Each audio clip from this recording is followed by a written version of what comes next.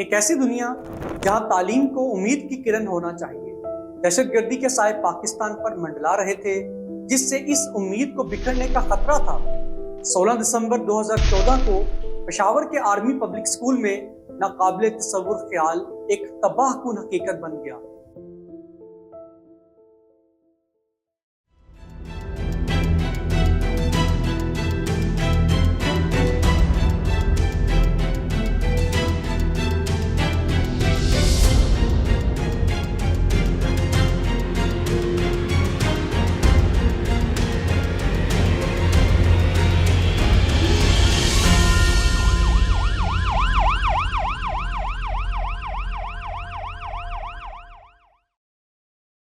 سولہ دسمبر 2014 تک کے مہینوں میں ایک طوفان برپا تھا، تشدد اور دہشت گردی کا۔ عسکریت پسندوں نے سب سے زیادہ کمزور یعنی معصوم بچوں کو نشانہ بنا کر قوم کے دل پر حملہ کرنے کی کوشش کی۔ As the killing began, security forces moved in and fierce gun battles followed.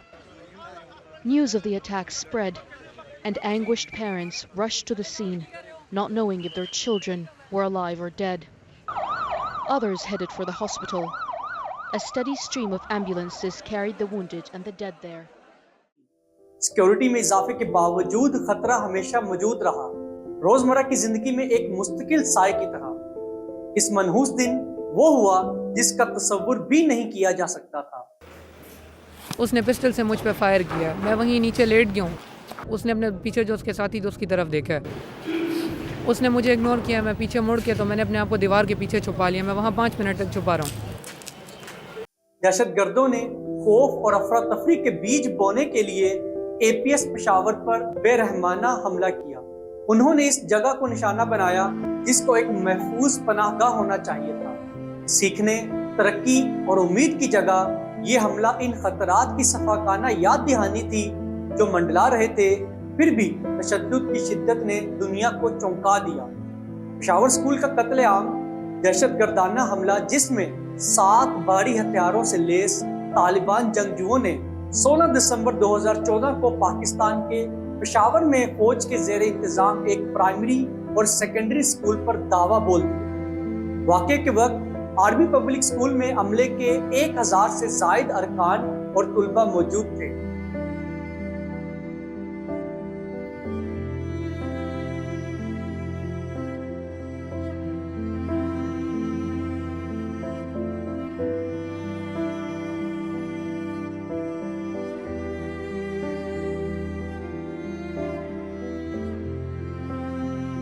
بہت سے شاگرد فوجی اہلکاروں کے بچے تھے۔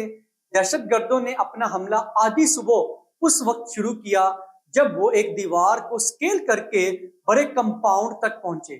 کچھ اطلاعات کے مطابق انہوں نے اسکول کے محافظوں کے لیے خلل پیدا کرنے کے لیے اپنی ہی گاڑی پر بمباری کی۔ مرکزی اسمبلی ہال میں داخل ہو کر جہاں طلبہ کا ایک بڑا گروپ ابتدائی طبی امداد کا سبق لے رہا تھا، انہوں نے اندھا دھند گولیاں چلا دی۔ حملہ آور جو دستی بموں اور خودکار رائفلوں سے لیس تھے پھر کلاس رومز میں گئے جہاں انہوں نے اپنی آگ اساتذہ اور بڑے بچوں پر مرکوز کر دی۔ سرکاری ذرائع کے مطابق انہوں نے صرف مارنے کی کوشش کی اور یرغمال بنانے کی کوشش نہیں کی۔ دغه یونیورسيټي دغه کالج دغه اسکول دغه د برطانیې دغه د امریکې درخم برخم کول غواړو، دغه نظام ختمول غواړو، د دې د بنیاد نړول غواړو او د الله نظام قائمول غواړو۔ د الله پشاور کے آرمی پبلک اسکول کی پرنسپل طاہرہ قاضی ایک سرشار معلم تھی جو تعلیم کی طاقت پر یقین رکھتی تھی۔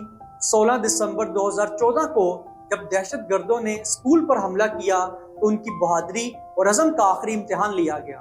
اپنے طالب علموں کو چھوڑنے سے انکار کرتے ہوئے وہ ڈٹی رہیں، افراتفری کے درمیان ان کی حفاظت اور تسلی کرنے کی کوشش کرتی رہیں۔ افسوسناک بات یہ ہے کہ طاہرہ قاضی ہمت اور عزم کی علامت بن کر اس حملے میں اپنی جان سے ہاتھ دھو بیٹھی۔ پاکستانی فوج کے اسپیشل سروسز گروپ کے کمانڈوز کچھ وقت پر پہنچے اور حملہ آوروں کو گھیرنے میں کامیاب ہو گئے، جن میں سے سبھی نے دھماکہ خیز مواد سے لیس خودکش جیکٹیں پہن رکھی تھیں۔ تصادم میں حملہ آور مارے گئے۔ ایک اندازے کے مطابق یہ حملہ تقریباً 8 گھنٹے تک جاری رہا، یہاں تک کہ جب یہ جاری تھا خوف زدہ والدین اسکول کے احاطے کے دروازے پر جمع ہو گئے۔ سانحہ پشاور میں 150 سے زائد افراد کی جانیں گئیں، جن میں زیادہ تر طلبہ تھے۔ یہ ایک دل دہلا دینے والا نقصان تھا، لیکن یہ قوم کے لیے ایک اہم موڑ بھی بن گیا۔ دہشت گردی جو پاکستان کو اتنے عرصے سے دھمکیاں دے رہی تھی وہ ٹکرا گئی، لیکن اس نے قوم کے جذبے کو توڑنے کی بجائے اس کے عزم کو مضبوط کیا۔ APS پشاور حملے کی یاد ہر پاکستانی کے دل میں نقش ہے۔ یہ ان خطرات کی یاد دہانی کے طور پر کام کرتا ہے جنہیں بہت عرصے سے نظر انداز کیا گیا تھا، اور دہشت گردی کے خلاف متحد ہونے کی اہمیت ہے۔ آج آرمی پبلک اسکول مشکلات کا سامنا کرتے ہوئے ہمت اور دفاع کی علامت کے طور پر کھڑا ہے۔ طلبہ، اساتذہ اور اہل خانہ کی ہمت کو کبھی فراموش نہیں کیا جائے گا۔ بچوں کو سیفٹی کرتے ہوئے، اپنے بچوں کی طرف بھاگتے ہوئے سر پہ گولی ماری ان ظالموں نے۔ دل میں کچھ ڈر وغیرہ نہیں ہے، اگر وہ کچھ بھی کریں گے ہمیں ڈر نہیں لگے گا، اگر کتنے بھی حملے کر لیں ہم نہیں ڈرتے۔ جس پر chief justice of Pakistan justice Gulzar Ahmed نے کہا کہ ایسے واقعات میں نچلے درجے کے لوگوں کو ذمہ دار ٹھہرایا جاتا ہے اور اوپر بیٹھے لوگوں سے کچھ پوچھا نہیں جاتا۔ اس وقت نیکٹا کی طرف سے عمومی الرٹ جاری کیا گیا تھا کہ عسکری فورسز کے تعلیمی اداروں اور ان کے خاندانوں کو خطرہ ہے۔ منصوبے کے تحت ایک گاڑی کو آگ لگائی گئی، جس کی وجہ سے ایک سیکیورٹی دستے کا دھیان اس گاڑی پر کی طرف متوجہ ہوا۔ افسوسناک APS پشاور حملے کے بعد پاک فوج نے قتل عام کے ذمہ دار دہشت گردوں کے خلاف فوری اور فیصلہ کن رد عمل کا آغاز کیا۔ یہ پاکستان کی دہشت گردی کے خلاف جنگ میں ایک اہم موڑ ہے۔